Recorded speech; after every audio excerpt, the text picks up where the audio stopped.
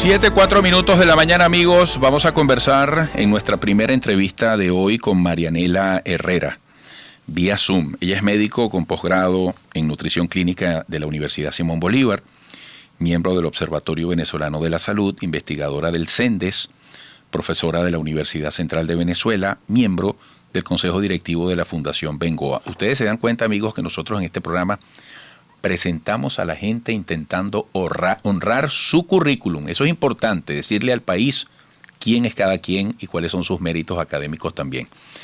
Marianela, qué gusto tenerte. Buenos días. Igualmente, Eduardo, muchas gracias por esta invitación. El Observatorio Venezolano de Seguridad Alimentaria y Nutrición, OVSAN, tiene un estudio reciente que concluye, entre otros resultados, que 54% de los caraqueños registran un alto nivel de angustia al no tener alimentos durante la cuarentena. Cualquiera puede decir, Marianela, no hay novedad, eso ya lo sabemos.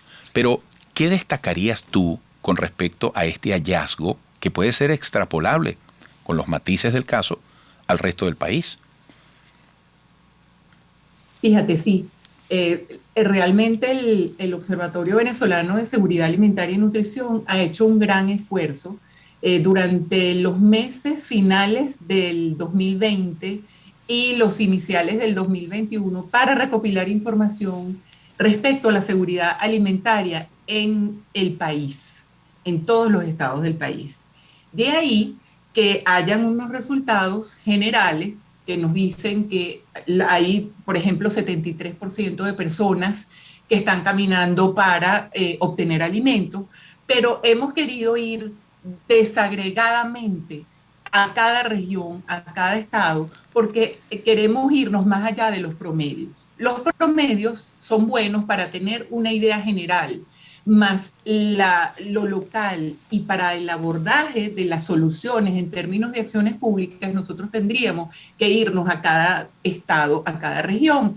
Y de ahí la importancia de este dato que tú estás reflejando, de la angustia que tiene una familia, un hogar venezolano, una madre venezolana, por el hecho de que no pueda conseguir alimentos para alimentarse a sí mismo y a su familia. Marianela, disculpa, ¿cómo se mide un alto nivel de angustia? ¿Dónde se determina eso? Sobre todo cuando hablamos de más de la mitad de la población. ¿Cuál es la fuente? ¿De dónde se recoge la data? Bueno, fíjate, para esto existen preguntas específicas que se le realizan a las personas.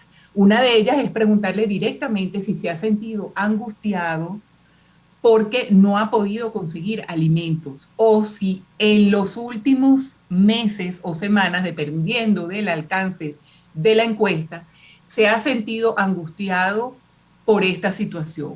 Y de ahí que diversas escalas del hambre y diversas escalas de seguridad alimentaria aborden este preciso aspecto de este componente de angustia, ¿verdad?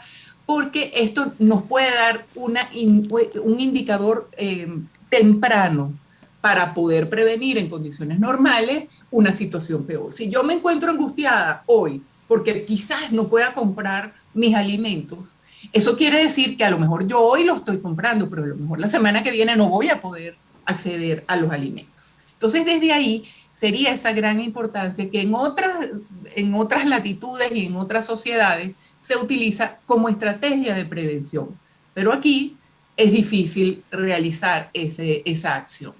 Ahora fíjate, Marianela, una cosa es que no haya alimentos, otra cosa es que no tengamos dinero para comprarlo. Por eso la conclusión dice no tener alimentos, porque ese es el tema, no tener alimentos. Fíjate que, bueno, estamos en una rareza histórica, porque hasta los supermercados se quedan sorprendidos viendo el crecimiento de los bodegones. Bodegones que comenzaron siendo muy chiquitos, una excentricidad, algo exótico, y hoy en día van creciendo, alcanzando cantidades y dimensiones muy importantes. En el fondo, un estudio como este debe relacionarse, vincularse al salario del venezolano. Totalmente, porque fíjate, uno de los determinantes y de los y de lo que influencia, una de las influencias más poderosas en lo que se come dentro de una familia es el sueldo, el ingreso familiar. Y desde allí nosotros tenemos que entender que en los procesos hiperinflacionarios a los que ha estado expuesta la familia venezolana han tenido han sido un factor importantísimo en la merma de las compras de alimentos y de medicamentos, que ese es otro tema, porque estamos eligiendo entre comprar alimentos o medicamentos muchas veces, pero sí han tenido una influencia directa en lo que se come y en cómo se come y en lo que se compra y cómo se compra dentro de las familias. ¿Qué tan distinta puede ser la situación? Me has dicho que este estudio pretende ir región por región haciendo una visualización de las realidades, pero ¿qué tanta diferencia puede haber entre vivir en Caracas y en vivir en otras regiones del país en esta materia? Muchísimo, muchísimo, porque fíjate, una de las cosas que también aborda este estudio, que me parece muy, muy interesante, es la diferencia que existe entre las áreas urbanas y las no urbanas, en términos de los alimentos disponibles, en términos de cómo se obtienen los alimentos, en términos de lo que la gente puede consumir y cómo se obtienen estos alimentos. De tal manera que ir a las regiones para entender, por ejemplo, el Distrito Capital y algunas zonas de Miranda tienen un comportamiento muy distinto que estados como del Tamacuro o Amazonas, expuestos a un nivel mayor, y ahí veo en pantalla unos colores distintos. Los más azules son los que tienen mayor inseguridad alimentaria, mientras que los más claritos no es que no tengan, pero tienen unos porcentajes, unas prevalencias mucho menores de inseguridad alimentaria dentro de los hogares evaluados. De esta manera, vivir en Caracas es muy distinto que vivir en Vargas, y fíjate el puntito que está ahí que nos indica Vargas, es muy distinto que vivir en Falcón, estado, por cierto, priorizado por el Programa Mundial de Alimentos en la distribución que se está realizando en estos momentos. Es muy distinto que vivir en el Zulia, es muy distinto que vivir en Apure, en del Tamacuro y en Amazonas. Oye, qué mapa tan interesante. Y algo importante, Marianela, tomando en cuenta este mapa, ¿qué debemos considerar cuando decimos que probablemente las clases se reanudarán en el mes tal? Porque cuando una familia vive angustiada por no saber cuándo conseguirá los alimentos, existe realmente para esta familia la posibilidad de que los hijos puedan estudiar, puedan ir y venir, puedan tener los útiles esenciales. Yo quiero que, por favor, siempre dentro de este mismo tema, porque es la importancia de este estudio, es básico para programarnos en el intento de resolver los problemas. Marianela, por favor, mantente allí y al regreso la respuesta. Marianela Herrera es médico con posgrado en nutrición clínica de la Universidad Simón Bolívar. Volveremos.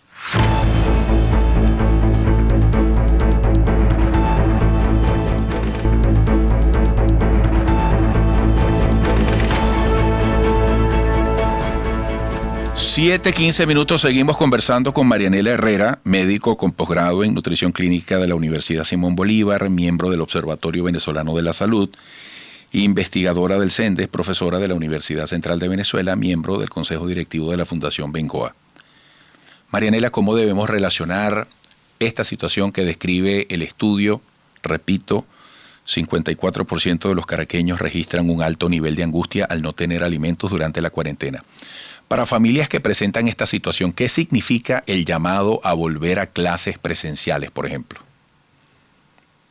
Bueno, significa aún más el tema de las dificultades cotidianas, porque algo que pasa de manera inadvertida muchas veces ante la falta de alimentos y que se esconde tras una cifra, por ejemplo, de desnutrición o de algunos otros elementos que realmente son alarmantes y que le tocan a uno mucho encienden esos llamados de alarma, definitivamente, porque uno además está acostumbrado a ver una cifra de desnutrición o a ver otras alteraciones de forma biológica. Pero aquí hay una alteración en la mesa familiar por la falta de alimentos en el hogar. Aquí hay unos impedimentos en el transporte, no solamente para acceder a los alimentos, sino para llevar a los niños a la escuela. Y además tenemos, para alinear todo eso, tenemos a la pandemia con nosotros, que todavía no nos permite tener una situación normal. De otra manera y en otras circunstancias, definitivamente los programas de alimentación escolar serían más bien una ayuda importantísima para subsanar todos estos temas terribles que estamos viviendo. Y las clases presenciales, por ejemplo, podrían justamente ayudar mediante el establecimiento y la recuperación de las infraestructuras de cocinas, de alimentación de las instituciones educativas, nos podrían ayudar a subsanar los problemas de inseguridad alimentaria en los hogares. Pero tenemos la posibilidad de hacerlo de verdad. Allí tienes unas imágenes terribles de la Universidad Central, cuyo comedor solía servir a miles de usuarios diariamente. Y hoy en día, ¿a qué tenemos allí? Está reducido a nada, no podemos contar con eso, igual que en muchas instituciones educativas. Ahora no fíjate, podemos contar. Marianela, tengo en mis manos copia de varios de los gráficos que expresan los resultados del estudio. Por ejemplo, háblame del CLAP. ¿Qué respuesta le da el CLAP a esta situación que tú describes? Ahí tenemos un gráfico. Claro. Fíjate que lo terrible de este programa es que, aunque allí tú pudieras decir, wow, la mayoría de los hogares recibe una caja CLAP. Y, 8 de cada 10, para quienes nos siguen por radio. 8 de cada 10 hogares, no es cualquier cosa. 10, exactamente. Pero primero le dura menos de 2 semanas en general. Y 2 semanas ya sería estiradito. Así, intentándolo de verdad. Y segundo, que trae la bolsa, ¿no? Que trae la caja. Que trae la bolsa. La mayoría de la gente dice que trae arroz, harinas y pasta. Es decir, totalmente sesgado hacia el área de carbohidratos. Pero además es la inestabilidad de la entrega. Nosotros somos un país donde oficialmente nosotros somos de los 3 golpes. Y en teoría uno desayuna, almuerza y cena. Es decir, tú necesitas comida todos los días. A mí no me sirve tener comida hoy y que la próxima comida que yo tenga, bueno, sea dentro de 2 meses. ¿Qué pasa dentro de las entregas del CLAP? Por eso cuando hablamos de esos promedios, nosotros tenemos que identificar bien si habrá gente que lo está recibiendo cada 3, 4 semanas, pero es que hay gente que lo está recibiendo cada 6 semanas. Cada 8 semanas, incluso más, hay reportes de más. Entonces, en esa variabilidad, nosotros tenemos que estar conscientes de lo que significarían los verdaderos criterios que tiene que cumplir un programa de subsidio y de beneficios de alimentos para hogares con inseguridad alimentaria. No solamente tienen que asegurarse la calidad de los productos, el acceso, la disponibilidad, para que puedan ser bien utilizados, porque yo no hago nada teniendo 3 paquetes de caraotas y no teniendo ni gas ni electricidad para cocinarlos, porque eso no se come crudo, ¿verdad? Sino que también la estabilidad en esas entregas es un pilar fundamental de los criterios que tienen que existir para que un programa pueda ser llamado programa. Marianela, hay otro gráfico impactante, estrategias de sobrevivencia. Repaso rápidamente. 74% adquiere día a día sus alimentos, 44% trabaja con pago en alimentos, 76% comió alimentos menos preferidos o más baratos, 56% gasta sus ahorros para comprar alimentos, 43% reduce los gastos en salud y educación. Y esta parte me duele mucho. 58% redujo el tamaño de las porciones, 55% restringe el consumo de alimentos, 17% acepta empleos riesgosos, 51% pidió alimentos o dinero para pidió alimentos o dinero para alimentos. Ahora, Marianela, ¿qué quieres destacar de esto? Y te pregunto, ¿este estudio se hace calculando las familias con cuántos integrantes promedio? Fíjate, aquí hubo que hacer un recálculo, porque en general los estudios utilizan familias de 5 miembros. Aquí hubo que hacer un recálculo dado la ausencia de algunos miembros del hogar y tenemos que muchos de estos hogares tenían, es loco decirlo de esta manera, pero tenían 3.5 miembros. Y quiero decir con esto, no es que una persona esté picada por la mitad, ni mucho menos, sino que es el aproximado en el consumo de algunos insumos básicos de lo que se necesita para un hogar. Entonces, realmente esto es muy, muy dramático, porque por un lado tienes todas las restricciones que tiene que enfrentar una familia, estos medios de vida alteradísimos que incluyen desde vender tus cosas más importantes, lo más necesario, pasando por aceptar un trabajo a cambio de alimentos y pasando también por aceptar trabajos riesgosos. Wow. Que pueden ser, por ejemplo, cosas ilícitas y cosas que tú nunca en tu vida hubieses imaginado que ibas a hacer.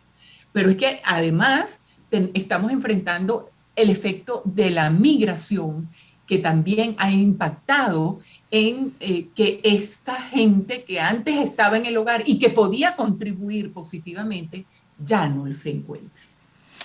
Bueno, Marianela, de verdad que te agradezco tanto. Qué interesante como doloroso el estudio que has analizado junto a nosotros. Me gustaría invitarte públicamente para que estés con nosotros una próxima vez y hablemos, por ejemplo, sobre las incidencias de lo que has descrito en el crecimiento de los niños, en las futuras generaciones, en lo que nos espera como país, en los desplazamientos, digamos, vocacionales que esto trae, Marianela, porque en el país se le está perdiendo el sentido al salario. En el país se le está perdiendo el sentido al trabajo, en el país se le está perdiendo el sentido al esfuerzo, en el campo, en la producción de los alimentos. En el país es difícil trasladar las cosas de un sitio a otro, no hay gasolina, pasamos horas haciendo cola para llenar el tanque del carro. Entonces, me gustaría, en una próxima oportunidad, tenerte para ir un poco por esa vía de análisis. ¿Qué te parece? Totalmente, porque además ahorita sí tenemos una descripción del entorno que van a tener que enfrentar o seguir enfrentando nuestros niños, nuestros abuelos, nuestras mujeres en edad fértil, nuestros hombres en edad fértil. Esto que describe el estudio de Ofsan es nada más y nada menos que el entorno desfavorable que tiene que enfrentar una familia venezolana en su cotidianidad y, por supuesto, esto no va a pasar sin una factura adosadita al lado. Esa factura será un precio muy alto en términos de bienestar, en términos de desarrollo y en términos de productividad para todos. ¿Cuántos maestros que forman a nuestros hijos están sufriendo esta situación que describe el estudio? Marianela, estaremos en contacto. Entonces, ¿contamos contigo en el corto plazo? Totalmente. Pueden contar conmigo. Un gran abrazo. Marianela Herrera, hija de Gloria Cuenca, una profesora. Carmen Elena dice, ¿en serio? Carmen Elena, hija, mira el pedigrí que tiene, como dicen los hípicos, hija de Gloria Cuenca, gran profesora, bueno, muy conocida en el área de la ética, y de Adolfo Herrera. ¿Tú no sabías tampoco? Ah, bueno. Tu viada Carmen Elena, dice, ambos fueron mis profesores. Bueno, Marianela, Carmen Elena ahora te va a amar mucho más. Volveremos.